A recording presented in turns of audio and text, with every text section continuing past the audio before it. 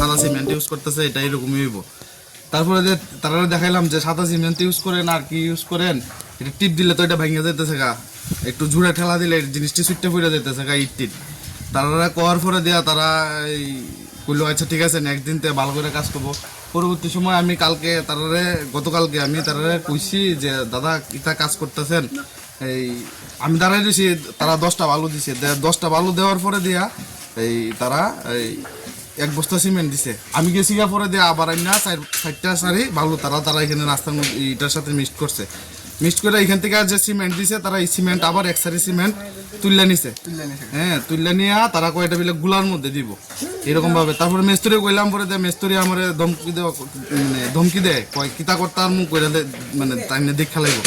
আর তাইনারে আমি কইলাম যে আপনি কেরা কইছি এরকম ভাবে কাজ করবো লাগে, কেউ কোন লাগে না, আমরা নিজের ইচ্ছা মতন তারা কাজ করব, ঠিক আছে। তারপরে দেয়া কন্ট্রাক্টর যে তাই না আইসে আয়া সেটা আমরা এখানে যারা লোকাল আসলো তারা আমরা খবর টবর দিছিলাম, তারা আয়া কথাবার্তা কইছে যে কাজ ভালো হইতেছে, তারা দেখাইলো।